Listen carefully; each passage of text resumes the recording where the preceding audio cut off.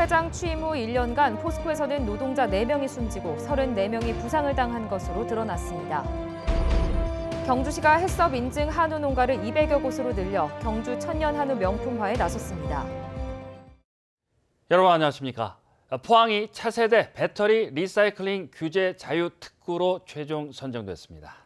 특구에서는 각종 규제에 얽매이지 않고 배터리 재활용에 관한 자유로운 연구가 가능해 기술 개발 주도권을 확보할 수 있는 기회가 될 것으로 기대됩니다. 보도에 이규설 기자입니다. 하늘색 번호판을 단 전기자동차가 도로 위를 달립니다. 6월 말 기준 우리나라의 전기차 등록 대수는 7만 2천여 대. 지난해보다 2배 이상 늘었는데 2040년엔 차량 가운데 3분의 1이 전기차가 될 것으로 예상됩니다. 전기차의 핵심 부품인 배터리는 제2의 반도체로 불릴 정도로 주목받고 있는 상황.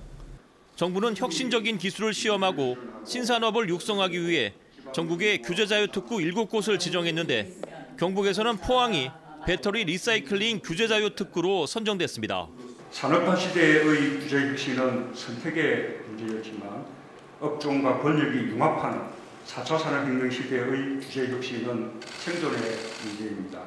포항 규제자유특구에서는 전기차 배터리 재활용 기술을 개발하고 리튬과 코발트 등 핵심 소재를 추출해 다시 배터리 제조에 사용하는 실증 사업을 하게 됩니다.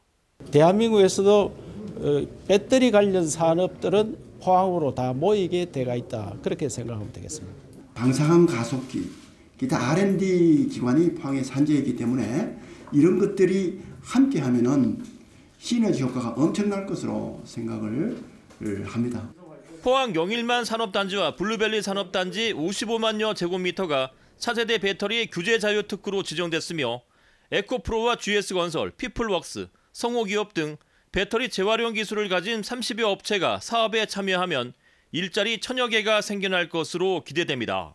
세계적인 경쟁력을 가질 수 있는 전지의 리사이클 혹은 재활용에 대한 사업을 진행해보고자 합니다. 2050년까지 600조 원 규모로 성장할 것으로 예상되는 전기차 배터리 재활용 시장. 미래 시장 선점을 위한 첫걸음을 포항이 내딛었습니다. MBC 뉴스 이규설입니다.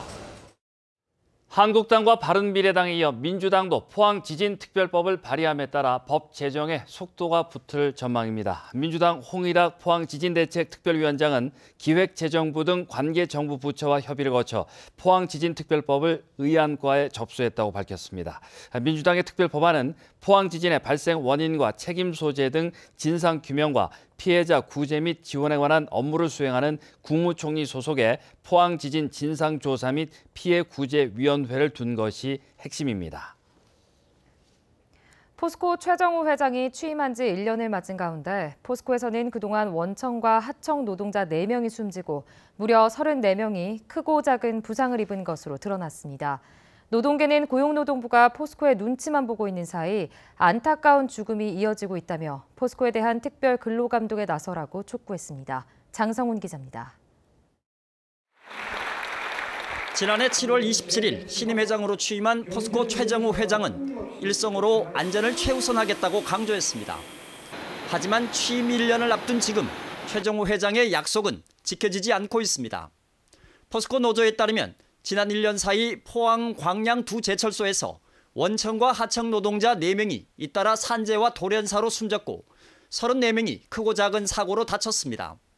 사망자는 포항이 3명, 광양이 1명이었고 부상자는 포항이 27명, 광양은 7명으로 사고 대부분이 포항 제철소에 집중됐습니다. 사고의 대부분은 인력 부족에 따른 단독 근무와 안전관리 미흡 같은 구조적인 요인으로 발생했습니다. 제일 큰 이유는 인원 감축인 것 같습니다. 원래 둘이서 가면 되는 건데 혼자 가다 보니까 안전시설물에 대해서 투자를 한다 해놓고 사실 고쳐진 부분이 별로 없으니까.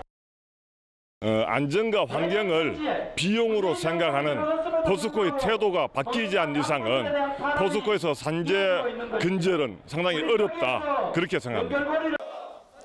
포스코 노조 측은 기자회견을 열고 산재를 막기 위해 2인 1조 작업을 실시하고 과도한 업무를 맡기는 표준 작업서를 전면 개정할 것을 요구하는 한편 노조가 참여하는 산재 근절 논의기구를 설치하라고 촉구했습니다.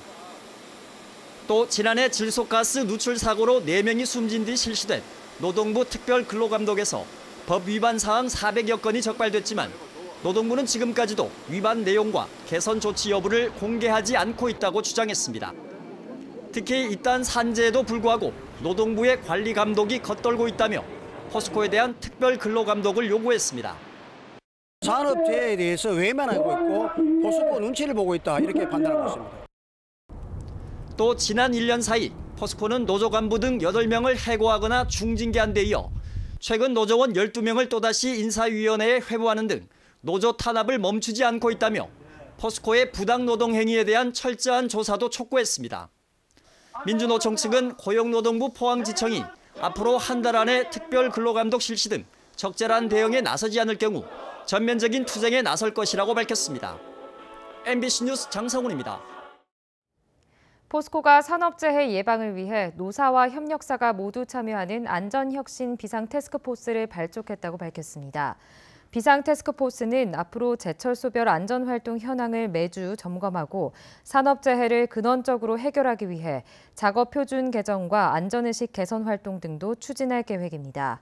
포스코는 안전 강화를 위해 2018년부터 3년 동안 1조 1,000여여 원을 투자하기로 하고 지난해에 이어 올해도 노후시설 개선 등에 3,400억 원을 쓸 예정입니다. 아프리카 돼지열병 예방을 위해 내일부터 남은 음식물을 모아 돼지에게 먹이로 주는 행위가 금지됩니다. 해당 농가에서는 돼지에게 음식물을 먹이는 행위를 중단하고 음식물 전문 처리 업체에서 생산한 사료나 배합 사료를 먹이로 줘야 합니다. 경북에서 남은 음식물을 사용해 돼지를 키우는 양돈 농가는 23곳이 있는 것으로 도는 파악하고 있습니다.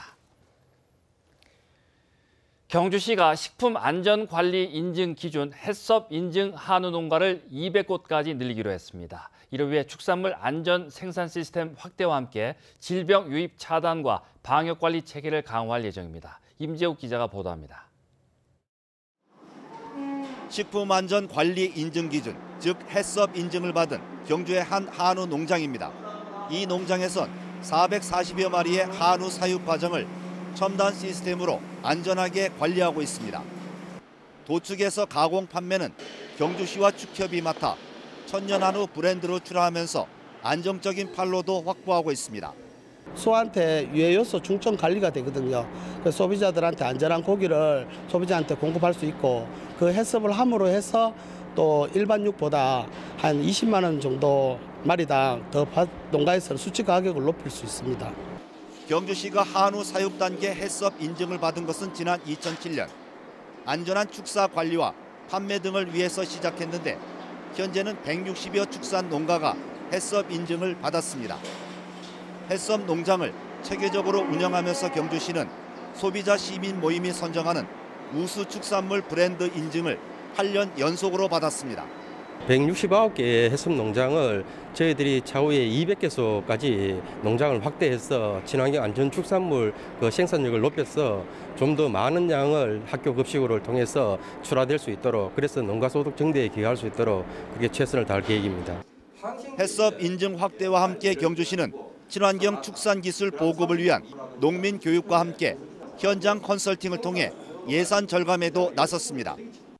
특히 공모 사업을 통해 도비 3억 원을 확보해 질병 유입 차단 방역 시스템을 도입하고 최적화된 생산 관리에 들어갔습니다. MBC 뉴스 임재욱입니다. 본격 피서철을 맞아 울진과 영덕에서도 피서객들을 위한 다양한 축제 행사가 펼쳐집니다.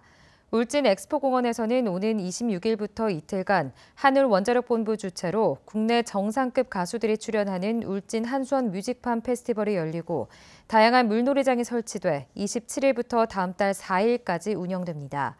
영덕에서는 오는 27일 장사해수욕장에서 썸머 뮤직 페스티벌이 열리고 다음 달 초에는 고래불과 대진 해수욕장 등에서 맨손 광어 잡기와 조개 줍기 등 해변 축제가 이어질 예정입니다.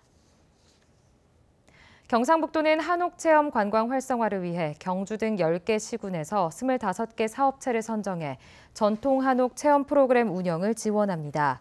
선정된 업체는 전통 음식과 공예, 전통 놀이 등 체험 프로그램과 고택 국악음악회 등 지역의 특색을 살린 공연 프로그램을 운영하게 됩니다. 경북을 찾은 한옥체험 관광객은 2008년 4만 6천여 명에서 지난해 23만 4천여 명으로 10년 새 5배나 늘었습니다. 일본 정부의 수출 규제가 장기화되는 분위기입니다. 여기에 다음 보복 대상은 농산물이 될 거란 일본 언론 보도까지 나온 상황인데요. 경북의 경우 김치와 파프리카 등의 일본 수출액이 연간 800억 원가량 되는 것으로 파악됐습니다. 홍석준 기자입니다. 지난해 경북의 농식품 수출액은 사상 최고치인 5억 3천만 달러를 기록했습니다. 사드 사태가 해결되면서 중국 수출이 회복된 탓이 크지만 국가별 수출 규모는 일본이 여전히 1위를 기록하고 있습니다. 김치와 파프리카, 고춧가루가 일본 내 시장 점유율을 계속 늘려가고 있고 수산물은 붉은 대게살이 전체 수출의 70%를 차지하고 있습니다. 이런 가운데 일본의 추가 경제 보복 대상에 농식품이 거론되면서 지역 농업계가 바짝 긴장하는 분위기입니다. 외무성 관계자가 한국 농산물 수입 규제 등을 거론하고 있다. 이런 취재 보도가 된 거 알고 계시죠? 예, 규제가 된다면 SPS 규제 아니겠냐, 검역 규제 아니겠냐 이렇게 저희들은. 지난 사드 사태 당시 중국은 검역을 지연시키는 방법으로 우리 농산물 수출을 방해한 전례가 있는데 일본이 비슷한 규제 카드를 꺼낼 가능성을 염두에 둔 겁니다. 통관 기간이 길어지게 됩니다. 길어지게 되면 김치 같은 경우는 발효가 되기 때문에 상품성이 많이 저하돼서 그다음에 수출을 못하게 되는, 일본도 마찬가지일 것 같습니다. 일본도 통관 심사가 강화되면은 농산물의 경우에는 상품성이 많이 떨어지기 때문에.